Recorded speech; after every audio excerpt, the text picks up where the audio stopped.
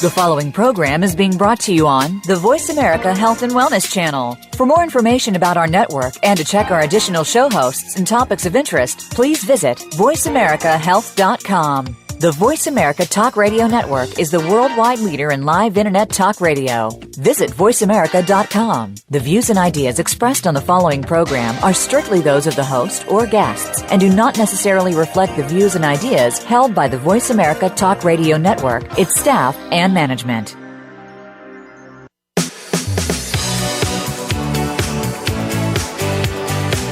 Welcome to Falling Through the Cracks. Feel alive and thrive with Dr. Rebecca Risk. Do you ever feel that even though nothing seems seriously wrong and you pass all the medical tests, that you still feel that your health, pain, and fatigue are completely out of control? It doesn't have to be that way. Listen to the tips and suggestions given on our program today and take back control of your health. Now, here is Dr. Rebecca Risk. Hi everybody, welcome to Falling Through the Cracks. I'm your host, Dr. Rebecca Risk. And today we're talking about schizophrenia, which is a topic dear to my heart. My stepbrother was diagnosed with this disease at a young age, and it was extremely difficult for him. Unfortunately, his story is not uncommon, and the struggles of this illness are great. We're speaking today with Stephanie Marone. Stephanie runs the Animal Messenger Sanctuary, a safe haven for farm animals, and has an energy medicine practice for animals of all species. Since 1993, she has operated Angel Editing Services, specializing in books on mind, body, spirit topics. She's the author of 10 books, and today we're discussing the Natural Medicine Guide to Schizophrenia. Welcome to the show, Stephanie. Thank you so much for having me on the show, Rebecca.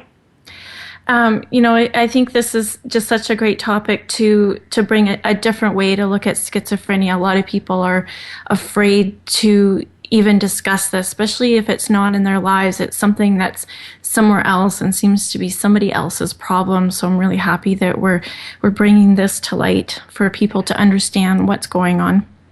I am too, because I think in the psychiatric realm of psychiatric diseases and illnesses, schizophrenia would be like the cancer of mental illness. Nobody wants to hear the S word because it's just scary. And it's true that it's similar to the whole notion of cancer, because there really is very little that can be done for it, and it can be controlled somewhat with medication. But that's why it's such a big and hairy monster, because there's people get it and their lives are destroyed in many cases. Yeah. Can you, we'll get into that more, but can you just tell us how you came to write a book on schizophrenia? What drew you to do that? Yes. Well, I got my undergraduate degree in dance therapy, and I didn't become a dance therapist, but in my practicums for getting that degree, I was exposed to different institutions. We went in and did work with the populations in those institutions, and I worked with autistic children, and in one case I went onto a lockdown ward, and many of the people there were schizophrenic. And it stands out in my mind that I was in this lockdown ward, and this woman came up to me, and she just looked at me with sort of a blank look, but also looking at me. It was a strange combination, and she said, "How do you want my face, scrambled or fried?" And that stayed with me so poignantly, because she was obviously deeply troubled and living on this ward, which they never got off of, so they spent their whole lives in here. And it was, I determined then that I wanted to do something about it, which I thought was dance therapy, but I'm a writer, so I ended up, an editor friend of mine who was working for a publishing house said, "What do you want to write about?" We were thinking about something on mental illness, and I said, "Oh, great." And so he said, "Choose the ones you want to write about." So schizophrenia was one of the ones I chose, along with autism and bipolar disorder and some other ones. It's really interesting that you're doing dance therapy with them. We did a show a few weeks ago here on music therapy. So you're probably doing them a lot of good going in and helping them to... Yeah, it's very powerful, because you really, talk therapy does very little. You need to somehow sidestep the brain, and music and dance and art are ways to do that. Yeah, which it connects to a deeper level that you're not doing, talk therapy worked. They probably wouldn't be in a lockdown ward. exactly. So can you just tell us exactly what schizophrenia is? No, I can't, because no one really knows what it is. And that's the one of the amazing things about it, is here's this whole psychiatric profession, and there really is not a definition of schizophrenia. And what it comes down to is they're describing a cluster of symptoms, and delusions and hallucinations are two of the main ones. Hallucinations can be any of the senses, so it could be auditory, could be visual, could be tactile too, which the feeling of someone brushing up against you when there's no one there. And these symptoms really come together to be almost like a syndrome that is known as schizophrenia. And the National Institute of Mental Health, the only way they define it is to say it's a chronic, severe, and disabling brain disease. But in actuality, there have been no genetic or brain abnormalities identified in the case of schizophrenia. So there's no scientific proof of the disease. You can't, look at someone's brain in an autopsy or beforehand in a scan and be able to tell that this person is schizophrenic. Which is really interesting, because some people do say that it is genetic, but in your book you say they haven't found that link yet. And no, often we call it sorry, go ahead. Well, often you're saying there's no history in families as well. Right. So there's something called familial vulnerability. That's a better way to say it than to say that it's genetic, because there is no proof that it's genetic. But there does seem to be a familial vulnerability. And does that mean that in the family, the weak system of the body is the brain and the nervous system? It could be, because that's the way natural medicine looks at diseases, is that there is you have a weak system. One of the systems of your body is your weak point, and that's where, when certain factors come together, certain environmental factors come together, that's the system that's going to collapse. Well, one of the biggest trends in my shows, because I've chosen mainly to look at what's causing disease, not illnesses themselves. And I mean, in your book, you lay out basically everything that we talk about in these shows that could be a factor. So you talk about food and environmental and vitamin deficiencies and all these things that are basically leading up to other illnesses. So I think we're all vulnerable. It just displays in different ways for people. Exactly, and maybe the weakness that you inherited, for some people, it's the immune system. Maybe that is why there's a breakdown, why you get a certain disease as opposed to another one. Yeah, and I guess time will tell when we understand more about this, what exactly is going on, because at the moment, like you said, we don't know. And we just have a lump of symptoms, which was in my stepbrother's case. It took years before they said schizophrenia. And I think it was because the symptoms had to display themselves. And in your book, you talk a lot about how sometimes their diagnosis does change according to what's going on at the time. Yeah, and it's a slippery diagnosis. So some people may be diagnosed with it, and it is not schizophrenia, or there's a whole range of like subcategories. Schizoaffective is one of the diagnoses. So it is a little slippery. Okay, so I mean, what effect does this have on the patients and their families? This is obviously the person at a very young age is changing. And, if you're having delusions and hallucinations, it must be difficult for people. What do you, because you've told me you get a lot of emails. What do you hear a lot from people that's going on? Oh, I get emails where people are in crisis, or I'm hearing the chapter in my book that's on the shamanic view of mental illness was excerpted online, and that I began to get lots of emails from people with schizophrenia who said, at last someone understands. And I just want to say right here that this is a little bit dangerous, because one of the things that is not included with that chapter online is a disclaimer saying don't go off your medication without supervision. It's dangerous, partly because the drugs, there's a rebound effect from the drugs if you go off them. So that really needs to be done under careful supervision of a qualified medical professional. So that's a very important point to say right here, that just because shamanic view of mental illness looks at it as a healer trying to be born, or the confluence of energies from mixing with the energies of this world, with the world beyond, which it seems to particularly resonate with people with schizophrenia, which I find fascinating, because I think that that's not a delusion necessarily, that really could be going on, because there's so much we don't know about the energetic realm. Mm-hmm. And we can't conclude that they're simply crazy and imagining all this, because too many of them are having it. So what's really going on? We don't know, but it's very important for people that look at that viewpoint, which really confirms for them their own reality in many cases, to not go off your medication just because someone understands this. A shamanic view explained a lot of things. That's not licensed to go off your medication, because it's really dangerous to your health to do so.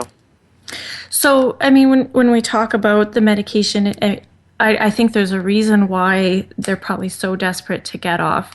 You talk in your book about how the World Health Organization found that psychiatric drugs have more of a negative outcome for schizophrenia, and I think that might be the side effects that they're experiencing, and maybe the high doses of many medications. Yes, and the old class of drugs for schizophrenia were terrible. I'm not saying that the new class is all that much better, but it's slightly better perhaps. The numbing out of all feeling, which is also the flat affect, is one of the symptoms of schizophrenia, but it's also, if you don't have that, the old class of drugs will probably give you that. They used to talk about something called a Thorazine shuffle, which was it's the movie kind of appearance of schizophrenia, which on drugs, the old-fashioned mentally ill ward, where the people are shuffling around just looking like robots. It just removes all affect, and then you do this walk that's like a shuffle. So there's good reason why people don't want to be on medication. It really does produce a lot of side effects, and even the new ones can produce things like drooling and drowsiness and fatigue and dry mouth and rapid heartbeat and other symptoms, and even Parkinsonian-like symptoms. So it's understandable that people don't want to be on these medications, but on the other hand, they have been life-saving. The antipsychotics have definitely saved lives, because suicide is one of the dangers in schizophrenia. So, well, I know for my stepbrother, when he was medicated, he found he couldn't be the artist that he was, and that it was stopping him from being who he was to be medicated. And he chose not to take medication, which I understand why you're saying that is dangerous, because he didn't survive the fight of his disease. But I think that I understand wanting to feel like who you are. And even though the disease is making you not feel that way, the medications don't help you to find who you are either. That's a really good point, and that's something I hear a lot as well. You asked me what I hear from people. That's also a common complaint in bipolar disorder, because in the manic stage, people can be very talented artists. And in fact, there's a history of it in the art world, not just painting, but music as well, and other of the arts. Vaslav Nijinsky, the famous Russian dancer, was schizophrenic, and he was absolutely brilliant. So, yes, that's understandable. I don't criticize people at all for wanting to go off the medications, but I know that it's a very risky thing to do, and it certainly needs to be done under the supervision of a medical professional. And that's why one of the reasons why I wrote this book and why I chose schizophrenia, because I wanted to give people information on some other options. And I think one of the most promising, and I don't know if you want to talk about this right now, but is orthomolecular medicine. And we say that there is no, I said earlier that there's no research showing certain brain abnormalities in schizophrenia, but in fact, Dr. William Walsh, who is the heir apparent of Carl Pfeiffer, who is in turn the heir apparent of Abram Hoffer, who's the father of orthomolecular medicine. William Walsh has a huge database of, what would you call it? A biochemical database where it's got the individual imbalances and deficiencies of each patient who has come through his institute. So it's a gigantic database, and it does show that certain imbalances go with certain so-called mental illnesses. So he has a database for autism and for bipolar disorder and for schizophrenia. And that's why they're suggesting orthomolecular medicine, which is massive doses of supplements to try to correct some of those brain imbalances.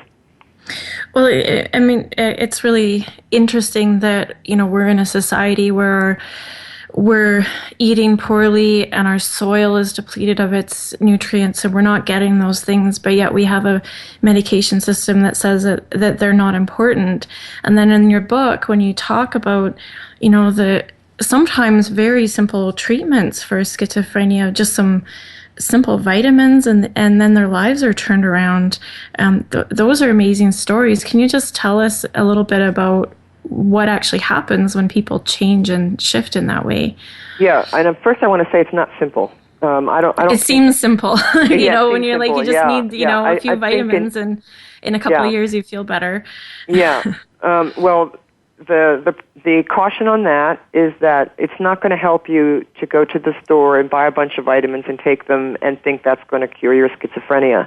The reason is that there need to be megadoses, and you're not going to be able to take enough of the stuff you buy in the store to do that. Plus, all the natural medicine doctors I know caution against random supplementation. You need to find out exactly what it is that you need, which is why Dr. William Walsh's work is so important, because he, at his institute, he has, I'm just calling up, I want to give his new information because the schizophrenia book does not have his new information, and I just want to say right now, it's www.walshinstitute.org.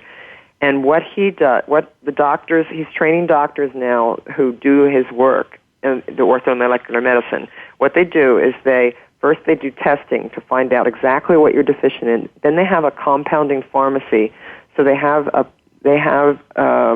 all the supplements and minerals, vitamins and minerals that you need put into one formula, because one of the things that's difficult in schizophrenia is medication compliance. So if you have 20 pills you have to take, it's unlikely it's going to happen. But if you compound all those substances that you need, then it's more likely that compliance will be easier. That's what I mean by it's not particularly simple, because you have to do sophisticated testing and make sure that the compounding, what you're giving the person has been compounded to match the deficiencies and imbalances in their brain. So when you say mega doses, are we looking at people that are, when we all look, our iron's a little bit low and we just need to take a regular supplement and treat that, and that would be a regular person. But with schizophrenia, do those doses tend to be a lot higher than what you would generally want to take? Much higher, and that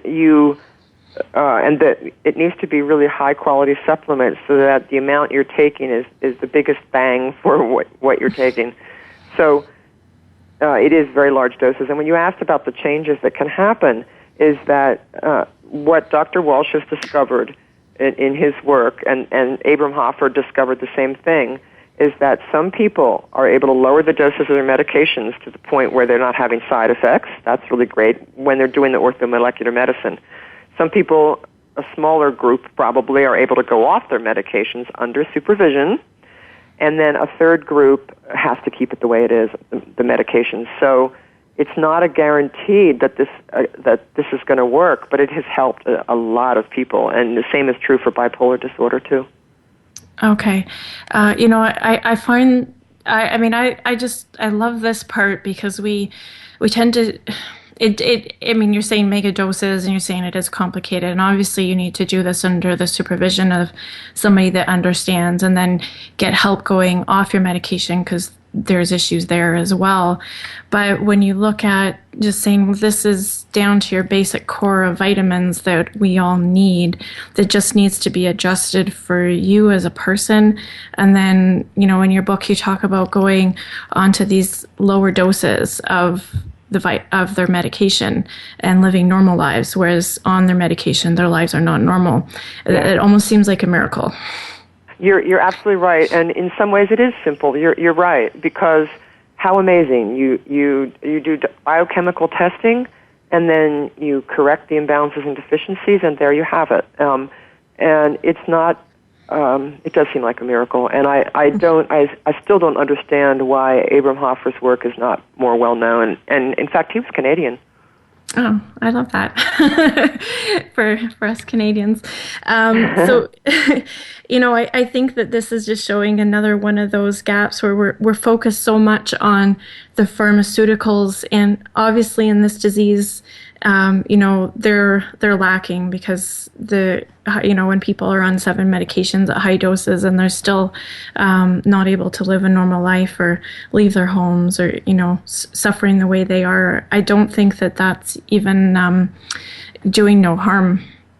I think, it should be a way where they can find a way to have a happy life of some kind.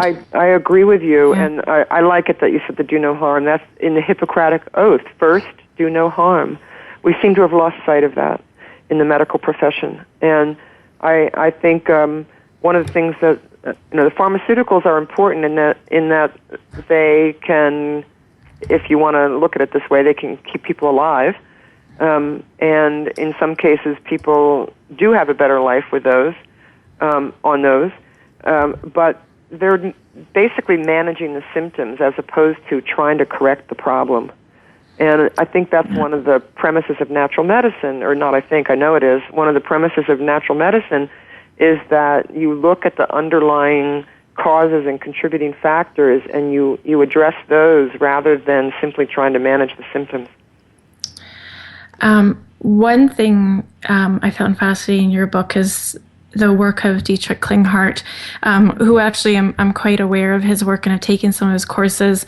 One of the things I specialize in is Lyme disease because of my own story. So when, you had him in your book, I found that pretty exciting. When he talks about the family constellation work that he does, maybe we can just talk a little bit about what that is so that people can have a little bit of understanding of that. Yeah, first I want to say I think Dietrich Klinghardt is brilliant. If I had anything wrong with me, I'd go to him. I mean, he's not very available as a doctor anymore. He does a lot of training of doctors. I think he's retired for taking new patients now, which is unfortunate. Yeah. What a loss. Anyway, the family constellation work is another fascinating area. I find it amazing. So the basic premise of that is that there's often an energetic legacy in a family, that there is a person in one of your ancestors. Let's just talk about someone with schizophrenia. So maybe their grandfather was excluded from the family for some reason. They ostracized him, or he was a no good guy, and so they X'd him out of the family. Nobody talked about him anymore, or when they talked about him, it was disparagingly. So he was not an accepted family member. The energetic legacy of that kind of exclusion gets passed down through the family, and it can come out in later generations as illnesses. It's an imbalance, and imbalance needs to find a way out, is the premise. It can be one thing that's interesting is there's actually been some studies on genetics, and they've shown that we do genetically inherit traumas. It changes DNA. And so then that gets inherited, and probably as it goes down through the generations, that DNA sequence gets weaker or more damaged with other trauma. So, the health, some people will, can look at this family constellation and say, how could that be? But when we look at the studies and the DNA studies on this, we can see that there is actually something to this that is quite relevant. Yeah, that's a good point, because there's the biology of belief now. There's a whole field of epigenetics that's new science, and people need to know about that, because what it's saying is that your brain is not wired the way it is forever. You can actually change it. It's neuroplastic. And your genes, Dr. Walsh used to say biology is not destiny. You can change your biology. This is the orthomolecular medicine. The same is true of your DNA. So you can reverse these energetic legacies or these DNA legacies. Another exclusion would be a family member who died and everybody was so upset they don't want to talk about it. So that family member is gone from the family tree and needs to be brought back. So the family constellation work works on uncovering these links, looking back into the family's past to see, all right, where are the problem areas? It's sort of like trauma will out. So meaning it has to come out somewhere. And where does it come out? Down the generations in a child who grows up to be an alcoholic or have terrible asthma. It can be anything. And so it's just amazing what Dr. Klinghardt has discovered, that when the excluded family members are acknowledged, when that ancestral scar or that ancestral wound is healed, often what the person has disappears. So he gives examples of asthma as one, where the asthma became not an issue at all for a person who, I think in that case it was a child who had been buried and not acknowledged, or another child was named after that child and they ignored the existence of the first one. So it sounds a little far out perhaps to some people, but again, these are areas that we know very little about, and I find it fascinating the you can call them miracles, recoveries that have emerged from this. Yeah. The nice thing about what you did with Dr. Klinghardt, or what he spoke, the story example, was that he did the family constellation work, but he also had to do other work as well on different levels with the person, which shows the complications of disease. You know, sometimes it is just the vitamins that we need, and sometimes it's, other things that we need, and sometimes we have to work on these levels that we have very little understanding of to heal this. And it does make sense to me, because there's so much illness that we just can't heal. And when we're looking at these complicated diseases that we really aren't helping very much, I think we have to go beyond our scope of knowledge. Yes, and even we have to approach it multifactorially within our scope of knowledge, because there's that's why I find Dr. Klinghardt's model of the 5 levels of healing so powerful, because as you say, with a complicated disease or illness, it's very unlikely that it's going to be one factor that needs to be addressed and fixed, and okay, then it's over.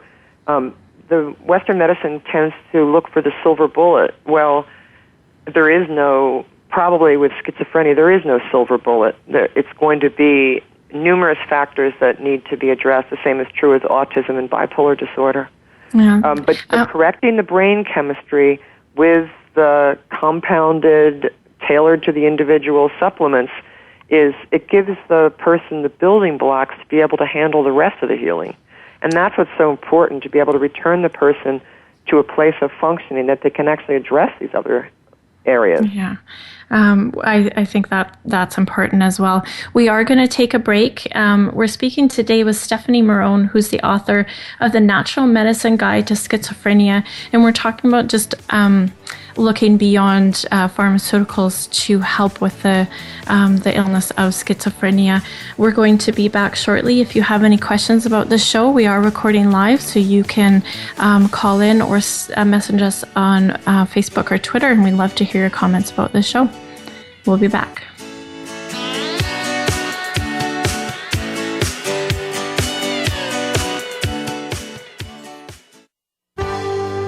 Your life, your health, your network.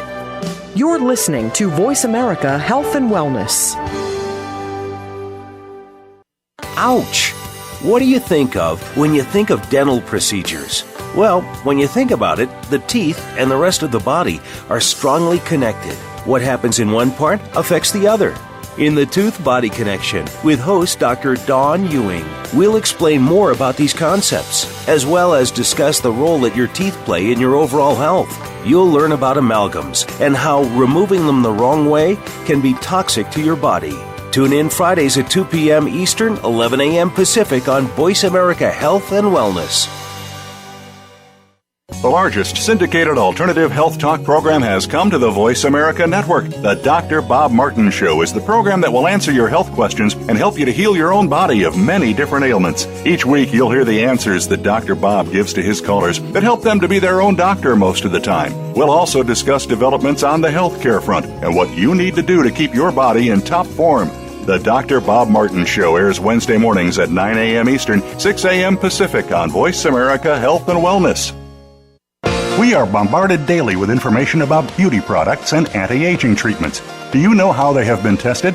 Are they truly going to make a change, or just take the change out of your pocket? Tune in to Shelley's Show and Tell with host Shelley Hancock. We'll bring you the top-rated skincare products and treatments tested by Real Transformation Skincare Centers. We'll motivate you to make the best changes. Listen Mondays at 1 p.m. Pacific Time, 4 p.m. Eastern on Voice America Health and Wellness. Your life, your health, your network. You're listening to Voice America Health and Wellness.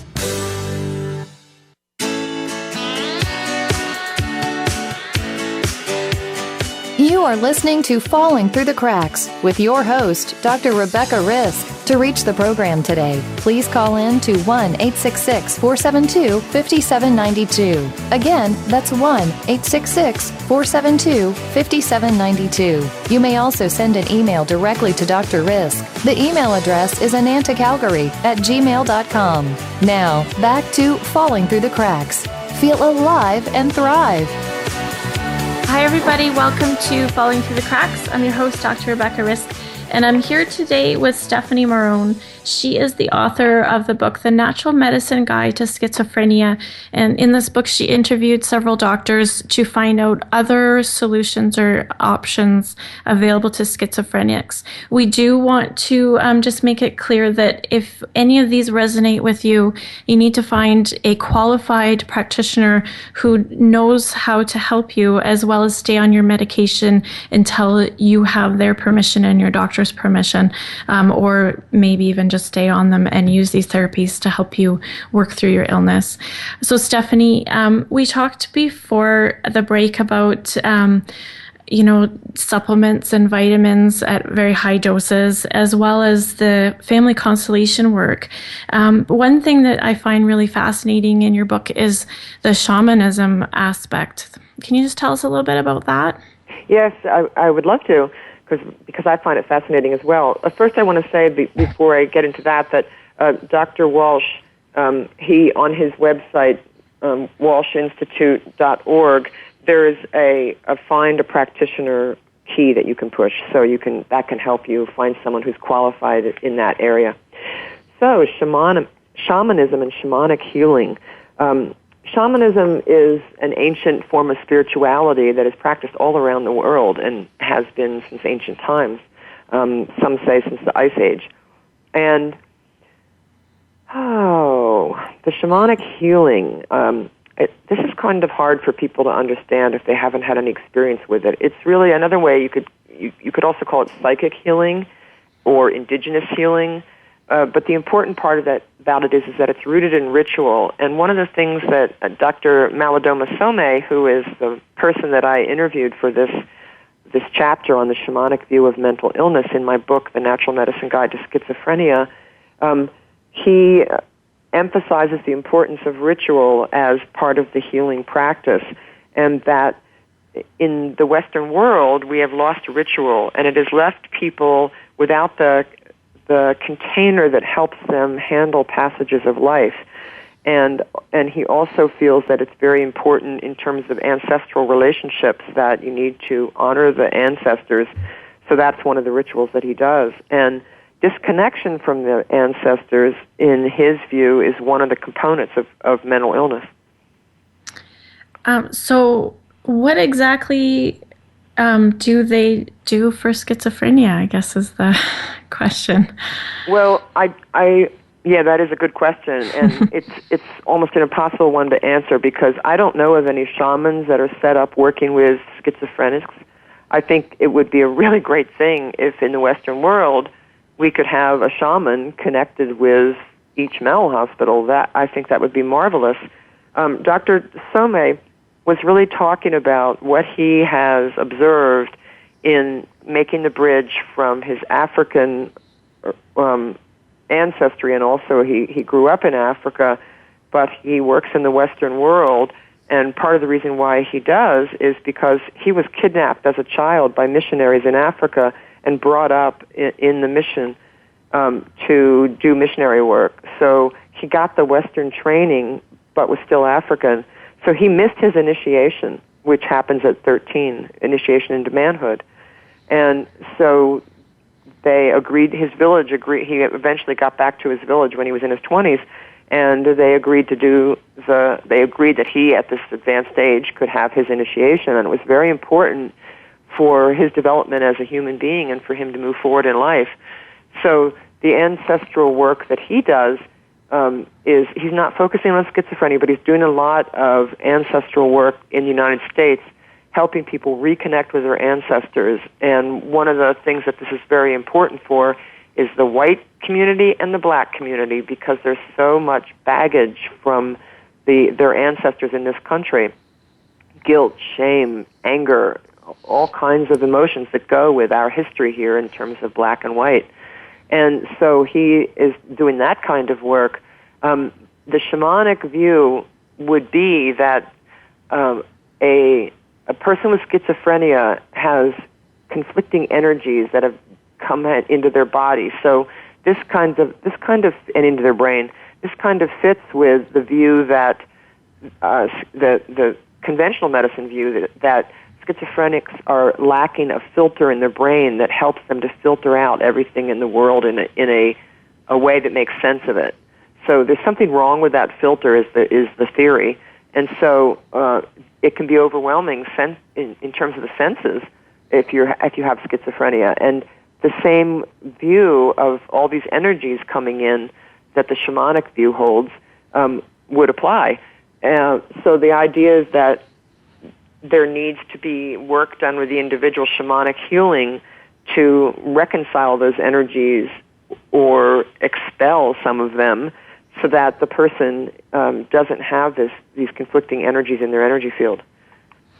So, Dr. Some's story talks a lot about how, there's a story about taking a boy to his village to see if what happens in his village is the same with what the Western world needs.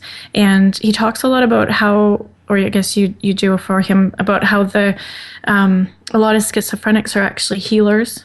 And because we don't know how to approach that in our society, we're, medicating them and locking them up, I suppose.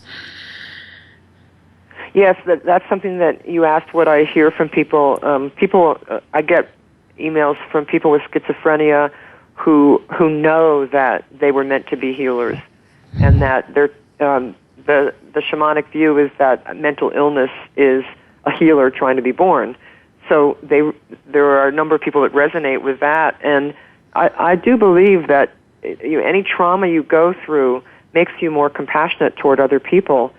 So it would make sense to me that a person with schizophrenia who is able to heal themselves with the help of whoever, medical practitioners of all different kinds, if that person is able to heal themselves, then they would be in a position to help other people heal.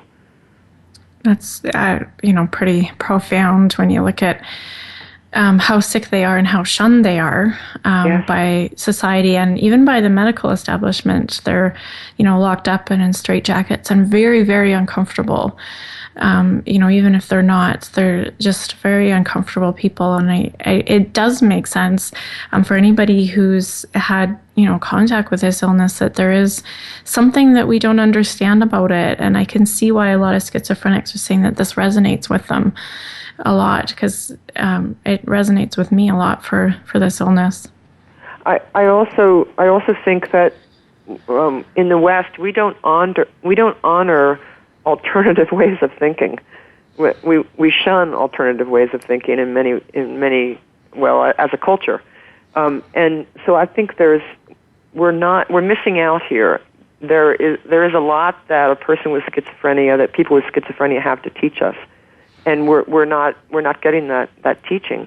I think it's unfortunate, and the view is they're not productive members of society, so therefore we don't need to listen to them. I don't agree with that. I think we do need to listen to people with schizophrenia, just as we need to listen to people of all different persuasions and thoughts, and we need to listen to alternative thinking.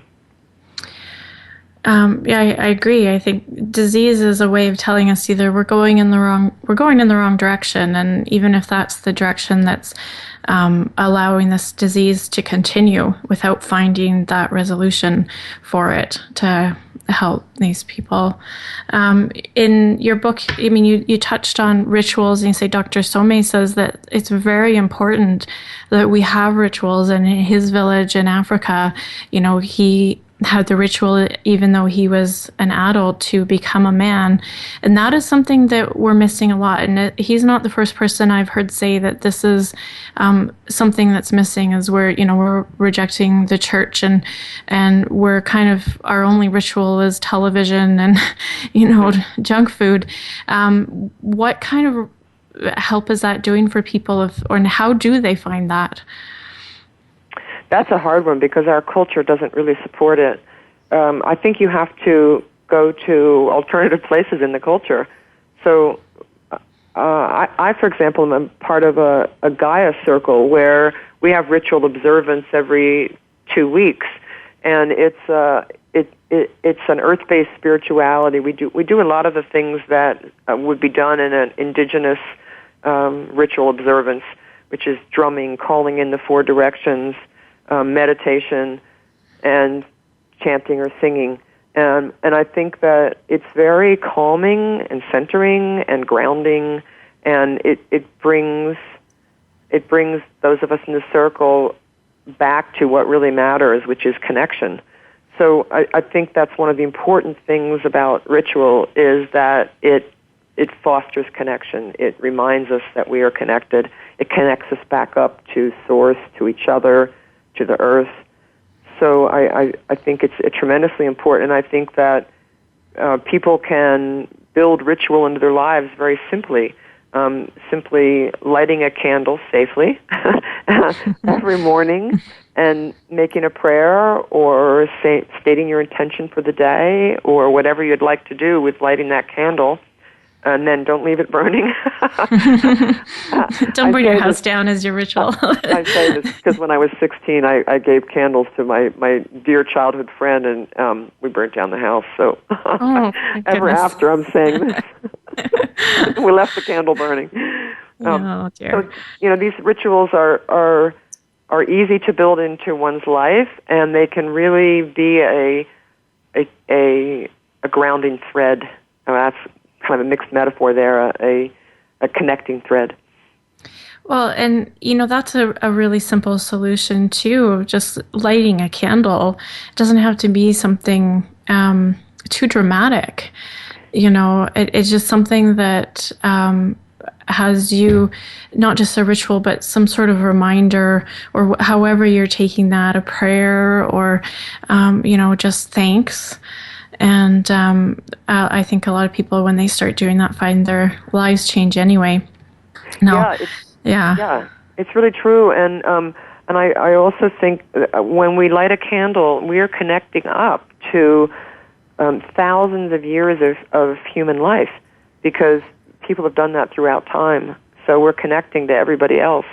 And my animal healing work, I have people come to me who have lost an animal to death, and one of the things that I tell them is, or I suggest to them, is put a picture of the animal somewhere, put flowers or whatever you want, and light a candle there as a remembrance, and to just spend a moment with that animal. And people have told me they find that so incredibly healing, just doing that. Mm-hmm. Well, in most cultures, there is a tradition like that. In Dr. Some's village, they have this connection with the ancestors, and this is the same in a lot of other cultures. And we've lost touch with that. And I think even the family constellation work is doing that in a different way, because in this Western society, a lot of people don't even know their great-grandparents' names, or sometimes even their grandparents, and they have no connection to them. And there's a bit of I have to go visit my grandparents' attitude sometimes that's a little bit different than in other cultures where the elders are respected, and we're missing a lot of that where we are now. That is very true, and I think I mentioned this, but Dr. Some says that he really believes that part of the reason why there's so much illness in the West is the disconnection from the ancestors, is that in the view of his culture, you can't possibly be a healthy society if you're disconnected from your ancestors. And I found that profound. I really do believe that, and in the United States, we and I don't know if this is true for Canada where you live, but in the United States, there's a certain pride of disconnecting from the past, and the youth culture, as you say, with not respecting elders. Yeah, that disconnection from the past, I think, is contributing along with everything else we're doing. Disconnection from the past, disconnection from the earth, disconnection from nutrients, and disconnection from ourselves and our emotions, because, of course, it's not healthy to feel emotions. And so when we're looking at these mental illnesses like schizophrenia, or if it's bipolar or anxiety, those are looked at as separate from the body. And the body is looked at separate from the illness, which I think adds to the illness, because a lot of time people are afraid to deal with it or recognize it, and they don't want to get help for it because you're not strong if you have this, and you that's how it's viewed. Is that something that you hear a lot from people as well?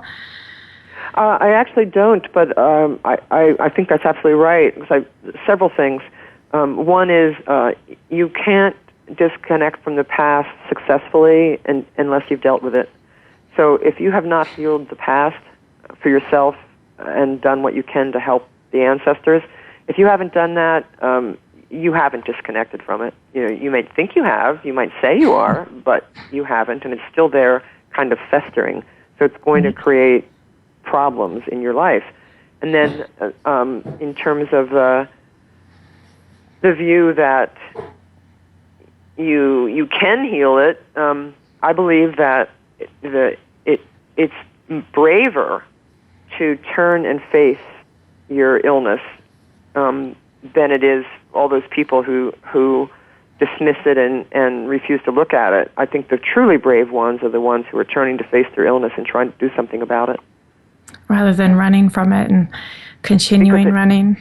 Yeah, because it takes a lot of strength. It really takes a lot of strength to look at the shadow, and that's what you're going to find when you turn and face your fear and your anger and your grief. Mm-hmm. One of the things in your book you talk about a lot is psychotherapy, and that's pretty much the only accepted thing that people have available when they do have a mental illness. Can you just tell us a little bit about that and how you've seen that work? Yeah, I would add to that the two things that are available in the conventional psychiatric profession are the psychotherapy or the psychiatry, talk therapy, and pharmaceuticals. Right. So, yeah, they would do a combination typically for a serious mental illness, and I don't disparage that. I've had a lot of psychotherapy myself, and it's helped me tremendously. I think there's definitely a place for it, and I don't think many people in the conventional medical profession would say that talk therapy is going to solve schizophrenia. I doubt there may be a psychiatrist somewhere who would say that, but not many. Okay. But that's not to say that it isn't helpful. It is, but on its own, it's not going to do it. In most cases. Yeah, and when we've talked about these other things where the orthomolecular medicine where they need very, very high doses. So even if they are taking some supplements, they're not getting the dose they need. And then these family constellation things and the shamanism aspect. And then I think it might be rare in talk therapy they get to all of those, or, maybe going back into some family stuff, but it depends on their training, I suppose, if there's that resolution made as well. I think, yes, and I think with a condition as serious as schizophrenia, you really have to do some deep healing work in whatever area that's going to be, or combination of areas. I edited a book. Another one of my businesses is the editing, as you said at the beginning of the show, and I focus on mind, body, spirit books because I believe it really does take looking at all of those to heal.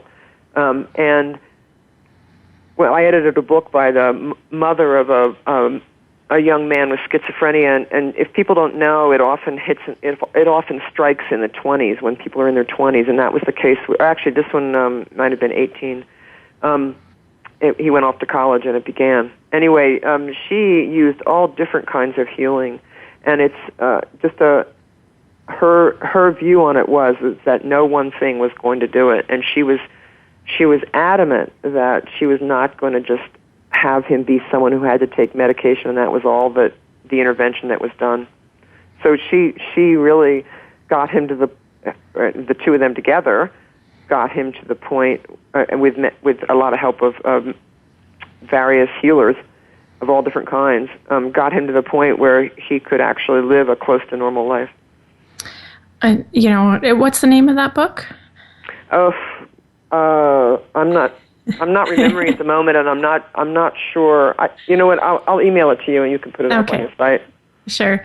Well, I think it's important when you're saying that there is layers to this. There's layers to every illness, whether it's just very simple, you need to do a small cleanse, and then it might just be that, or it might be that and working on some emotional stuff, or just a few other layers of things. But I don't think that as human beings with the complexity that we have, that we can get away with there just being one thing that's going to help our illness. So pharmaceuticals being that one thing that's mainly used in schizophrenia, I don't think that is the answer for something so complicated that probably has 4 or 5 layers at least to it that's creating this illness. Yeah, and that so-called magic bullet, they're often looking for that in cancer too, but I think that psychiatrists, there are probably very few psychiatrists that would say that what they would tell a patient most often is, you just have to live with this condition. The medication is going to control it, but it's not going to cure you of schizophrenia. It's commonly viewed that there is no cure. Mm. Which is why I think there's so much despair for a lot of people that have it, and I'm glad we've done this show so that we can direct people that there is other options to work along with your medication. And before we end the show here, we do want to just state again that if you choose to do any of these therapies we've spoken about, please find a practitioner that is experienced in this, and don't go off your medication until you've been given the go-ahead by your doctor and it's done properly, so that this is an easy transition for you to do. So Stephanie, before we end the show, is there anything that you would like to add at all? I would like to say, just to the people out there who are listening who have schizophrenia, I think you're incredibly brave. You're not alone. And even when things seem the worst, there is help. And may you find it. May you find the people that you need to help you heal. And keep looking until you do. I think that's with any illness, is that there's so many layers that someone might help you with too, but you got to keep looking for all of them. Yeah, and no, there's not going to be one magic solution. Yeah, exactly. So we've been joined today by Stephanie Marone. If you'd like to contact her website is Stephanie Marone, StephanieMarohn.com. And she did speak about the WelshInstitute.org in the beginning of the show. If you have any questions for me, my email is anantacalgary@gmail.com. I'd love to hear from you. So Stephanie, thanks so much for joining me today. It's a great show. Oh, thank you, Rebecca. It was my pleasure, and very nice to have this show with you. Yeah, thanks so much. And thank you all for listening. Please make today a great day.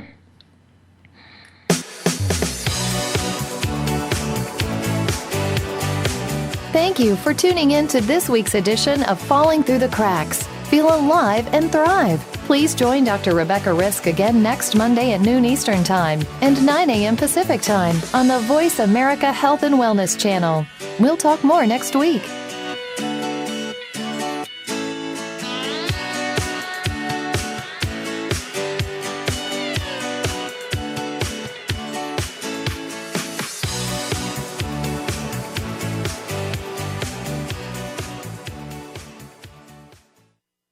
Thanks again for listening to the preceding program, brought to you on the Voice America Health and Wellness channel. For more information about our network and to check out additional show hosts and topics of interest, please visit voiceamericahealth.com.